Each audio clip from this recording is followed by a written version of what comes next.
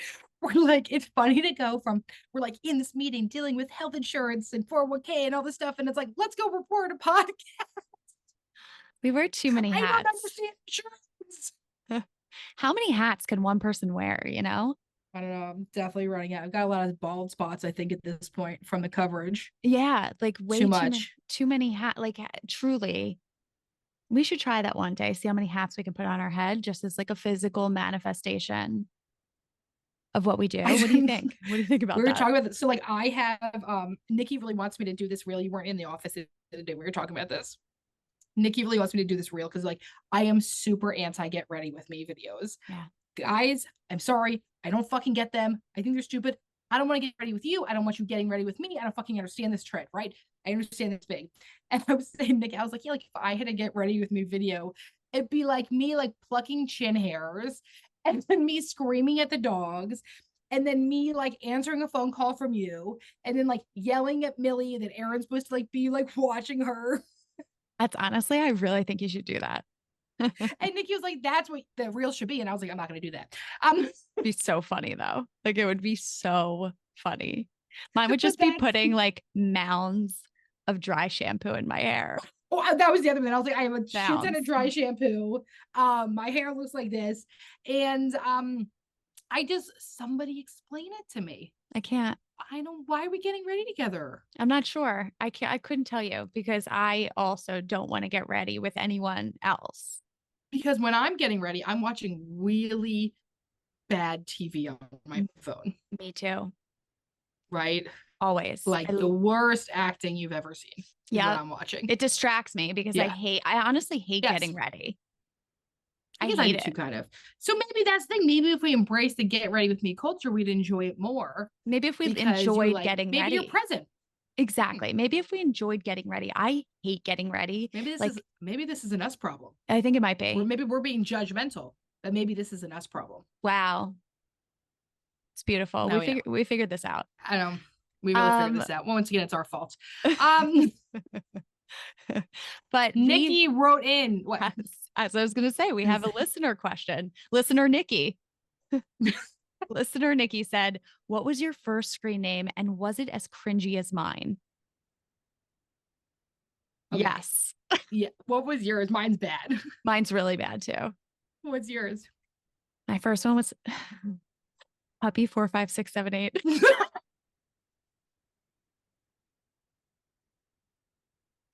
Is yours as bad as that? Okay. So my first original one was Fairy Wings 25. What? I'm sorry, what? What is that? Fairy Wings Oh, 25. fairy wings. Fairy wings. Oh. Fairy Wings 25. And then very quickly, this one's really funny. Very quickly, I moved to Dream Sweetie. Except for the thing is that I've never been much of a speller. And so it actually just said Dream Sweaty.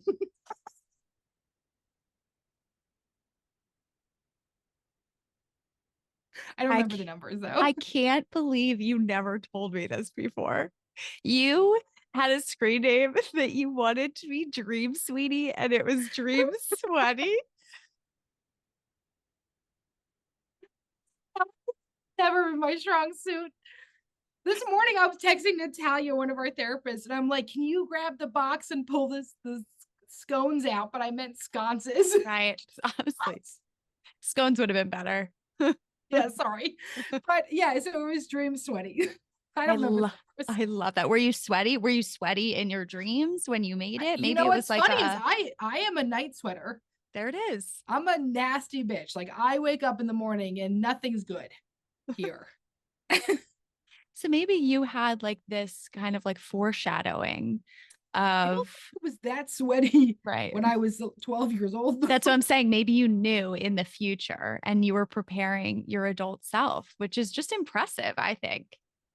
I guess. Honestly, I can't. I was going to tell you my other one, but I don't think I can top Dream Sweaty. It was Peanut Butter 37. And that's cute. It's cute, right? It got a little cuter than Puppy 45678. But I remember like, okay, there was this girl in my grade who was like, You know, like one of those girls that always hung out with her brother's friends. So she was like kind of really cool because she like Yeah. knew things, right? So I remember when Facebook came out, right? So I was like big into MySpace and LiveJournal. And then Facebook came out and I like assumed it was supposed to be the same thing. And do you remember with MySpace, you didn't usually use your name. You usually use like a username. Yeah. And so I remember I got a Facebook and I used my same username and she messaged me and was like, just so you know, it's supposed to be your name and like it's pretty uncool to do. And I was like, yeah, like Um, I don't remember that at all. For some reason, I blocked out MySpace. oh, I feel like I was really good at MySpace. Yeah, I don't remember it. And I don't live journal, you mean like a Zenga, right? That was like the same thing. Oh, I had a big Zanga too. Yeah, Yeah. I never Yeah. did that. I Uh-huh. kept all of my thoughts and feelings to myself as And per obviously I usual. projected mine onto the internet. I remember one time like I had like in my AIM away message and it was like writing on my online journal, I'll be right back. And some guy messaged me and was like fucking stupid. And I was like, oh, that was cool. I People obviously are wrote that because I thought it was a cool thing to do. right. I still think it is. I still think it is. Well, so speaking of people that get upset by I talk about a lack of differentiation. Me as a child, which I would assume most children have very little differentiation, except for Yes. maybe you. Um, you were not a normal child, but for the most part, differentiation. And we're to talk today about differentiation. We've used this word a bunch. People are always like, what exactly does this word mean? And I understand this concept. So we want to do an entire episode about the concept of differentiation. This first question is perfect because it drives us into what differentiation is. Someone said, my therapist just brought up this term. Can you explain it in a digestible way that you usually do? Absolutely. Happy to do so. Differentiation is about being able to separate our thoughts and feelings from other people. So individuals with a higher level of differentiation, they're better able to regulate their emotions, be more objective, and demonstrate flexibility in their behavior. Um, and so, we've talked about this in different ways in different episodes where we talk about kind of separating ourselves from other people's emotions, saying that you're not responsible for other people's emotions. And typically, levels of differentiation get passed down generations, right? So, like if our parents have a lower level of differentiation, then we sometimes develop a lower level of differentiation. Um, and with that is a term called fusion, right? If we're more fused with someone else, we feel responsible for their emotions. We feel like we have to take care of their emotions. Their emotions feel like our emotions. It's hard to separate ourselves from other people. Um, but I thought something that was really interesting. I found questions that can help you determine whether you are differentiated or not. This is from choosingtherapy.com. So I'm going to read some questions. You can listen to them and you can give yourself a yes no answer. It will help you determine whether you are more differentiated or not. Once again, it's a spectrum. It's not just like a yes or no, you're differentiated or not differentiated. So it's a spectrum. Some of these questions are: do you always see your partner as the problem? Do you mostly work on letting go of problems rather than solving them? Do you let feelings fester until they explode? I was like, faster. Do you feel pulled to match your partner's emotional state, such as when they're in anger, crisis, or sadness? Do you conceal how you really feel about things? Do you say what you know others want to hear? Do you talk to your friends about your relationship problems instead of your partner? Do you have affairs? Do you lose yourself in your partner? Do you agree to things you have no interest in doing? Do you demand directly or indirectly compliments and praise? Do you seek to control others instead of controlling yourself? Do you concern yourself with the needs of others but disregard your own? If you are someone who is more differentiated, you are going to answer no to a lot of these questions, right? And you might be kind of like on the cusp. Sometimes I do this, sometimes I don't do this. Yeah. But it gives you a good starting point to figure out like how differentiated am I and Mm-hmm. where do I want to work on this? Somebody had asked, then is differentiation the opposite of enmeshment and codependency? we think about differentiation, that would be like emotional cutoff, would probably be like the opposite of enmeshment and codependency, would be like complete cutoff. Differentiation is the beautiful, healthy medium, Mm. right? So if we're looking at a spectrum, one's going to be meshment, fusion, and the other one's going to be emotional cutoff and avoidance. And in between, the very nicest one is differentiation. Yes. Um, So, okay, can I ask you about those questions? of course you can. Which ones did you answer? Still. I had one when I was reading it, and I just have to find it.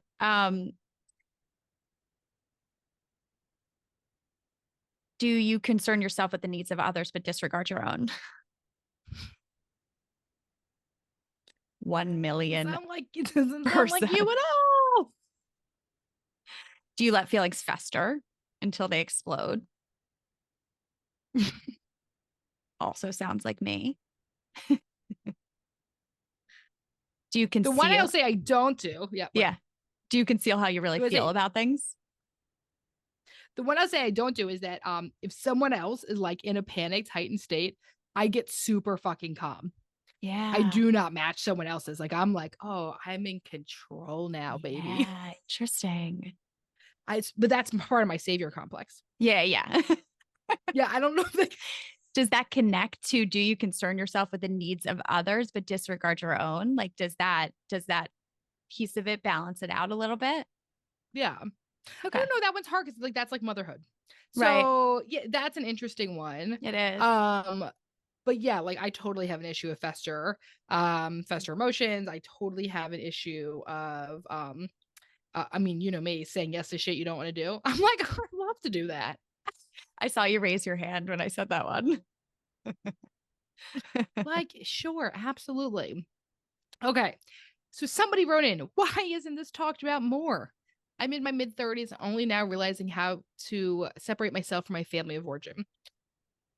I think this is talked about, but I think that when you are highly involved in your own family, this is the concept once again of unconscious contracts and unspoken rules in our family of origin, right? So the thing is, even if other people are saying this, we have all this other like cultural discord around like blood is thicker than water and loyalty over everything and family above all. And there was like all these fucking sayings that you probably walk into like a Home Goods and they're on mugs and shit. That's how you know something's problematic. 100%. Actually, when I'm sorry to jump in, but we were cleaning out our house, and Bill got this like saying thing that said, "It is what it is," and it was definitely like one of those things from Home Goods. And I was like, "Can we please throw this out immediately?" And what do you say? It took him a little bit, but we threw it out. Yeah, he let it out. It what wasn't what it wasn't. Okay. But so I think any of these things, so I think that when you have these massively loud ideas and rules and unconscious contracts, it's hard to see other stuff, even if other people are saying it. And I think that's so true. I also believe that sometimes people look at the idea of fusion and like not being differentiated as closeness, right? Yeah. Like, because, my parent is upset about this, I must also be upset about this, and vice versa, right? Like that it's almost seen as this level of like, we're so tight, we all feel the same Yeah. emotions. And so it's almost romanticized in a way, this level Yeah. of fusion. And so especially if it's been it passed down generations, that like, oh, we're such a close knit family. Like, yeah, we fight big and we like have about a lot of emotions. And so it's not talked about because fusion is also romanticized. Mm-hmm. But with that fusion comes a lot of emotion. It comes the inability to separate your own emotions from other people's emotions. And you take that low level of differentiation and you bring it into your other relationships. The lack of boundaries comes up, your reactivity comes up, your inability to kind of think through things.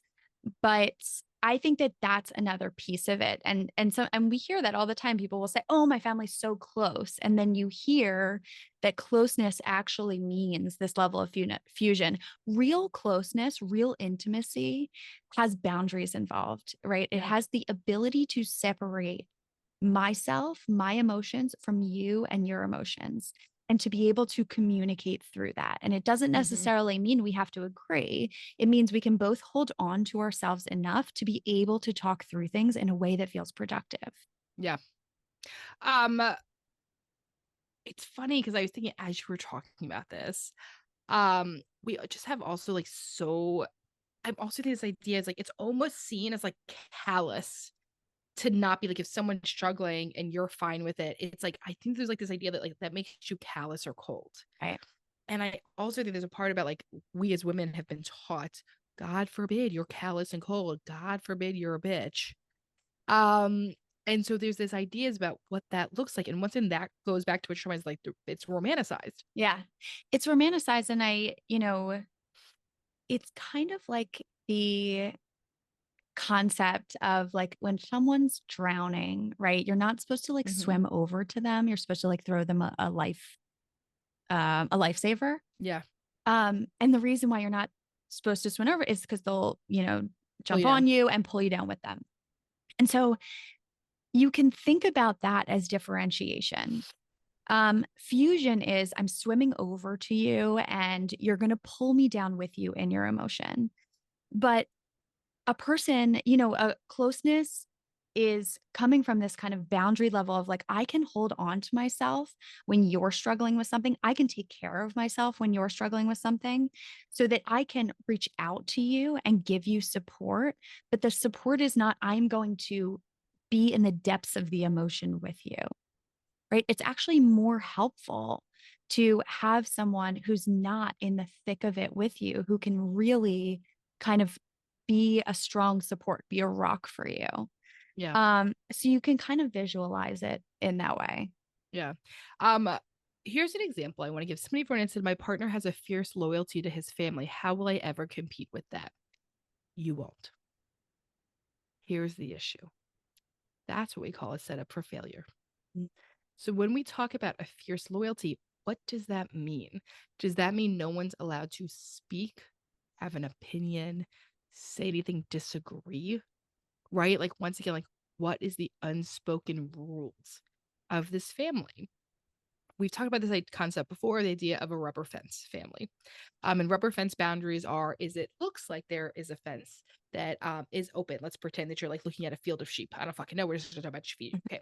You see this field and it looks like you could walk or jump over the fence or come through the fence or whatever. The issue with a rubber fence is that you go in and it fucking springs you back. It looks like you're welcome in, but you're not actually. And often families are like that, especially when we marry into them. At first, it's like these people are so amazing, they're so wonderful. And that's great if they are. And then sometimes you're not actually welcome in. Right. And you might see stuff like this, like let's say they're not willing to add you into a family group chat, or they're not willing to invite you into certain things, or there's certain stuff that only blood gets to go to, or there's certain only certain people allowed to have certain opinions about stuff, right? Or only some people allowed to speak in certain ways. And so you might notice some of these things, and that would be a good thing to look at. But I think the thing you can say to your partner is, I'm really worried about this. Here are the things that makes me worried about. Here are the things it brings up for me. And if they cannot hear that, if they cannot see you, the question is, when do you leave your family and make family with me? Right. And for a lot of people, this is a very hard concept. And we are in couples therapy. We say to someone, well, actually, you're supposed to make a new family. People like freak the fuck out. I do. That is so hard for people to hear, especially if you have I was just so gender biased. I was about to say, if you have a mom who has bad boundaries, but what I should say is if you have Wow. parents that have bad boundaries, but how interesting that my automatic was about a Yes. mom. I truly apologize for that. As a mother myself, I'm so sorry for shitting on us. But let's say that you have parents who have difficulty with boundaries, or parents who have made their children their whole world, or parents who have these ideas about what we owe to one another. All of this go into it. Yeah. It's like the fierce loyalty piece. I would want to know what that means. Like, what does that mean in the family? Once again, is it this romanticized version of fusion? Once I have this loyalty, Mm-hmm. and therefore like I am loyal to them over you. What does that look Yeah. like? And it just sounds like there's going to have to be a transition point, like you were saying. Yeah. Um, how to know what's mine and what's theirs emotion wise. Ooh. I love this question because I wonder if this person came from a family that had a very low level of differentiation. Mm. Um, and also this is just a kind of sticking point that we tend to find partners at the same level of differentiation as we have ourselves. And that's because it feels familiar to us, right? Yeah. We have developed a familiarity with the level of differentiation in our own families, and we tend to find partners who are on the same level of differentiation. But once again, back to the question, how do I know what's mine and what's theirs? For you to be able to really sit with by yourself, separate from other people, with your own emotions, really get to know yourself, understand your emotions, sit down with a feelings wheel, right? Mm-hmm. How am I feeling right now? If you're asking yourself that question and your mind's going to, well, I'm feeling sad because they blank, blank, blank, right? See how much that train of thought is coming up in your mind. I feel sad because they feel sad, right? Like I'm hurt because they're hurt. Um, how much is that coming up for you? And I want you to practice when you are separated from other people, asking yourself over and over and over again, how am I feeling about this right now? How am I feeling about this right now? It's very possible that you never developed that muscle, right? That there was such an emotional fusion in your family that it was difficult to figure out whose emotions are whose. So, this is a muscle that you'll have to develop where you walk around the world and you say, well, how am I feeling about this? What is this like for me? And slowly but surely, that muscle will start to build and build and build. Um, so that you can, when you are in the situation, when you are with family members that are less differentiated, you're going to be able to more quickly say, well, this is how I feel. And then this is how they feel, Mm-hmm. or this is what I'm seeing they feel. Um, this is just a side note. I got a new Apple Watch because my other one was, very old. This Apple Watch asked me how I'm feeling. It does. Mine just tells me Yes. to get the fuck up. What the hell? Mine does Wait, that why? too. Why is mine bullying me and I'm yours not is sure. checking in on you? Mine also bullies me, but it also checks it. We have like a toxic relationship. It'll be like, stand up, bitch. And then You and then lazy I'm fuck. like, no. And then it's like, how are you feeling? And I'm like, angry. So we Not have like, good. not good. We have like a battle, but it's nice that it checks in on me. Usually it's like, reflect on how you're feeling today. And I'm like, no. And I like hit it and I'm like, go away. But, it's nice that it has that functionality because it forces you to check in with yourself to say, well, how am I feeling today? And then it tracks it over time. Mm-hmm. Um, so I just think, whether it's a watch or whether you're writing it down in a notebook or you have something that reminds you every day to check in with yourself is going to be really important because it helps you once again build that muscle. Yeah. I mean, I think about this is to think about in who in your life you have the least level of differentiation with. Yeah. And then every time they're having big feelings, what is it like to check in on yourself first? And I feel this a lot with my daughter when she's having big feelings, especially when her and my husband go at it. It's hard for me to one, not get involved, and two, I can like feel myself like siding with one of them as opposed to being like, this is their shit. They have to figure it out. Now, part of that is because my daughter is really quick to say, "Mom," because she's 5, and what 5-year-olds do is, and what a lot of us do is called splitting. So I split the two parents, I split the two people to get what I need or to get my needs met in some way. And I think that it's hard for me to say whatever your dad says goes. And a part of it is because my level of differentiation with her is lower. Um, and it's really hard for me to put that on there. It's hard for me to not be protective and to really hold on to myself. Yeah. That makes sense. I think the hardest place for me is probably with my partner. Yes. When if like he's stressed out or struggling with something, I have had to really say to myself, like, okay, what do I need to do for myself in order to be able to support him? Once again, if you think about the lifesaver, right? Yeah. Because if I get sucked down with him, I'm not going to be able to be supportive and I'm not because I won't be taking care of myself, Yeah. right? I would be struggling. It brings me right in. And I think that that's something that comes up in a lot of relationships too, right? Like when your partner's struggling, and we have this idea if my partner's struggling, the only way to support them is to like also struggle with them or to like feel it with them. Like that's kind of our idea of empathy. But you can be empathetic towards your partner and also hold on to yourself, Mm. right? And Can you give an empathy. example of that? What would So, that look like? yeah. So, for example, my partner comes home, they're really stressed. Um, Me being pulled in with it with like a lower level of differentiation is I start getting stressed, right? My anxiety starts going of like, oh my God, they're so stressed. What am I going to do? I need to make sure that like the environment's okay so that they're not stressed. You get like pulled, sucked right into Yeah. it to be like, it's my responsibility to make sure Caretaking, that caretaking, caretaking. caretaking. It's my responsibility to make sure the environment is good or that they're not stressed, right? Mm. So you're taking responsibility for their emotional state to say, I need to make sure that they're okay, Yeah. right? That's not empathy. That's a low level of differentiation. Yeah. And Yeah. so for you to be able to say, my partner's stressed, like empathy is for you to hold on to yourself and be like, okay, I recognize that I'm getting a little anxious about this. I'm going to ground myself. I'm going to say, okay, this is their stuff. They're an adult. They can take care of themselves. For you to hold on to yourself and say, hey, let me know if I can help support you in any way. Like, let Yeah. me know if there's anything I can do to help support you. I'm going to go keep doing what I'm doing. Like let's get dinner together. It's your ability to hold on to yourself in the face of someone else's stress. Yeah. Um, uh, it's this phrase we've talked about before, which is helping is the happy side of control. Oof.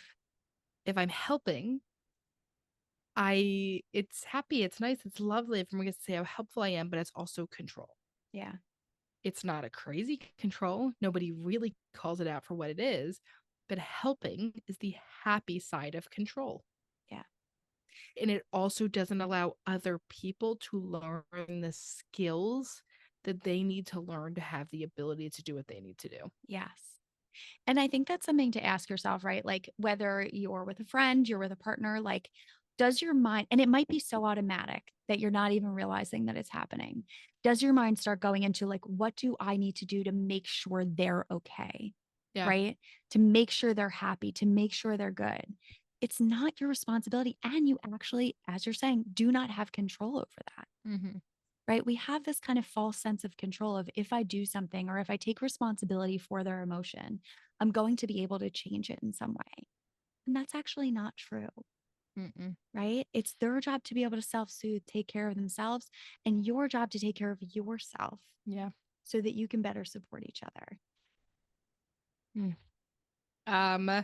I like this one. How do I separate what society says I should do versus what feels right for me? For example, society says to spend X amount of time with family while you X amount of time with family while you can, but I can only tolerate less. It's interesting. Well, let's talk about that real quick. Okay. Because does society say you have, right? Society says, like, oh, they're family, blah, blah, blah. But I wonder where that messaging is actually coming from. I have a guess. Tell Family us. of origin. Yes. Like I mean, it, or cultural components of family of yes. origin would be what Yeah. I'd say. Yeah. Yeah. So, yeah, how much is expected? How much time is expected of you from your family of Yeah. origin or from those cultural components? And also this is one of those ways that we can really borrow an idea from the queer community, which is really chosen family. Yes. I think something that, although possibly very difficult for those folks that aren't welcomed by their families, I would fucking imagine, um, uh, the ability to choose your family, to choose who you spend the holidays with, right? I think that's really difficult when you don't have like a bad, we almost have this idea that everything has to be horrible. It's like we had this idea. It's either a mesh all the fucking time or cut off. Yeah. And the idea of like, okay, well, like my family isn't bad, right? Like my family's always been fine to me and good to me. What do I owe them? And that ends up being a philosophical idea about what Mhm. do I believe we owe to one another. Mm. And Yes. I think we have a lot of ideas around that. But I do think for some of us, it's like almost like because it's not bad enough, right? People say this in marriage. We hear this all the time in couples counseling. Well, it's not that bad. He's a really nice guy. Well, she's great. She's a great mom. And it's like, okay, that's lovely. It's so lovely. And we can sit here and have a nice off all fucking day. But people have this idea that they can't leave something unless it's like abuse. Right. And that's not necessarily true. Right. Someone said, when my partner is socially anxious, I get anxious. I don't like it, and I'm not normally anxious. So it sounds like you go out with your partner's struggling. Once again, it sounds like you feel like it's your responsibility to make Yeah. sure that your partner's not anxious. So this is going to take a lot of grounding in the moment for you to say, okay, my partner's socially anxious. They're going anticipate the fact that they're going to feel anxious when you go out. For you to say, like, okay, I can take care of myself. As your mind is going into the anxiety and your mind is going into, oh, I hope they're not anxious, or I hope they're talking to someone. I hope they're right. Ground yourself to say, okay, wait, this is not my responsibility, right? I can take care of myself. They can take care of themselves, and all will be okay. In the end, your partner can be socially anxious and no one's going to die. Even if it feels like it. Even if it feels like it, you can go to a party. There can be a bunch of awkward moments. No one's going to die. Yeah. It's going to be uncomfortable. Part of socializing is uncomfortable moments. Yeah. I also, a lot of times, folks that are in relationships that they end up being the overfunctioner, it's because someone else isn't getting care for the anxiety they have. Yes. Yeah. So what happens with your partner when they get anxious? What's the context around this, right? Can you not walk away from them? Do they start telling you how anxious they are? Do they stop talking? Do they shut down? Does that make you uncomfortable? Do you get embarrassed, right? Like what starts to happen? What's the dynamic that happens in this interaction? And then how do you respond, react to that? I like what you said there, Em, about like, are you getting embarrassed? And I wonder if, right, because that would be Yep. your emotion that's coming up. And I wonder, are you focusing so much on their anxiety and what they're going through rather than what emotion is coming up for you and what you're going through? So see if you can get underneath the anxiety that's coming up for you to say, well, what emotion is this bringing up for me? Yeah. Um, uh, okay, let's one more question, then we have Dear Emma Jen. Okay. Is my desire for external validation from my family friends connected to this at all? Yes. Yes. Okay, Dear Emma Easy. Jen. Okay.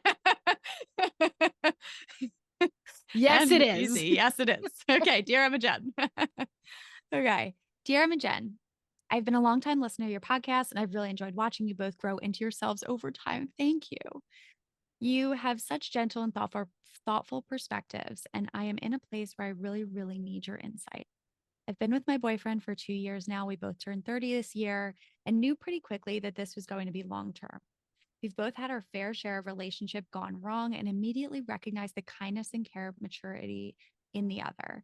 I have to say, we have had a beautiful relationship thus far, and I can't imagine a life without him. Ugh.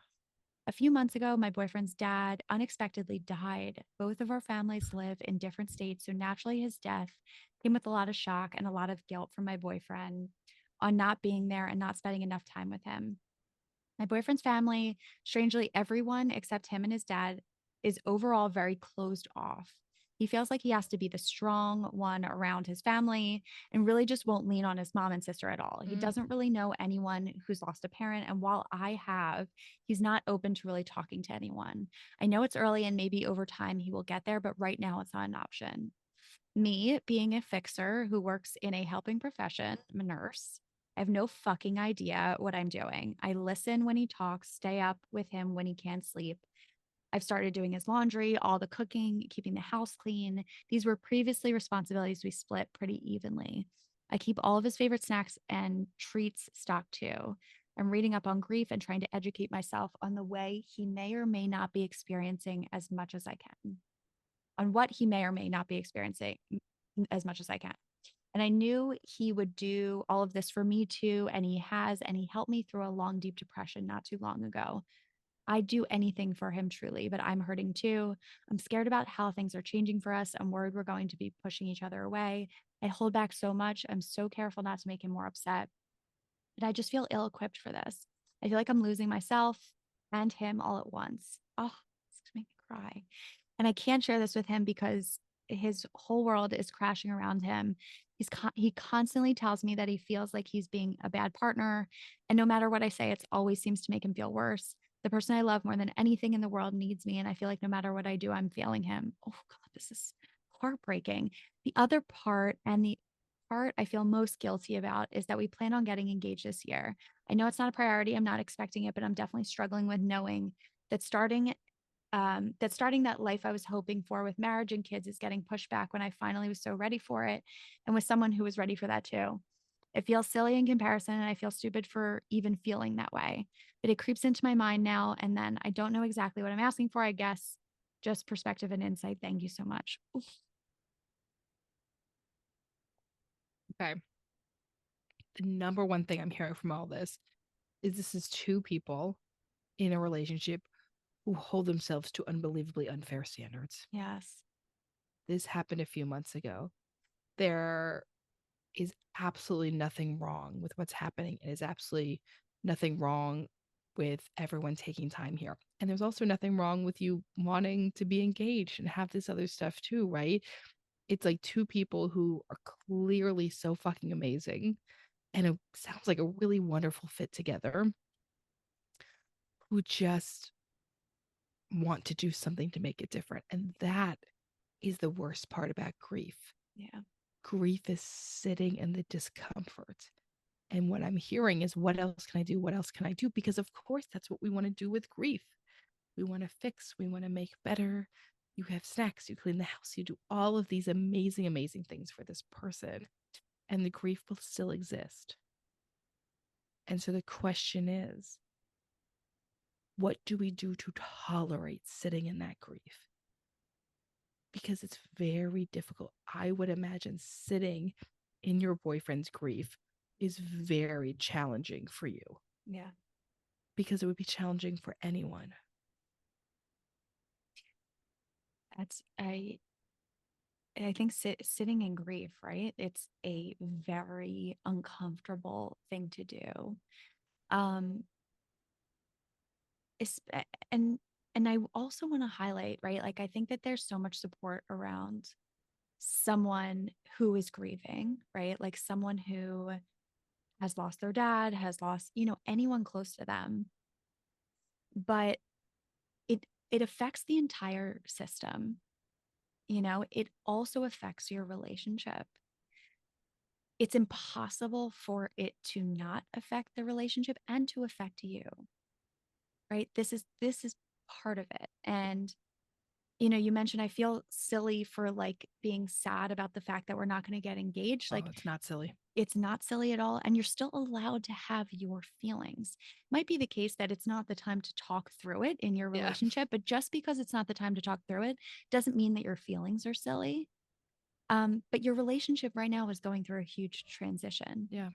This is a transition, and in any relationship, you are going to go through that. This could have happened 10 years into the future and it still would have been the same thing. This is Mm-hmm. part of being in a relationship, is kind of going through these really, really hard times and getting through them together. It sounds to me like you care about your partner so much. You're doing everything you possibly can to support them. And to just know this is a transition period. It might be the case that this will forever change your partner, right? This is a pain. It's a trauma. Losing someone is really, really hard, especially when it's unexpected like this. And Yeah. so, as difficult as this time period is, your relationship will adjust. Will it go back to exactly what it was? Probably not. but that doesn't mean you're not going to be able to build something different and something new.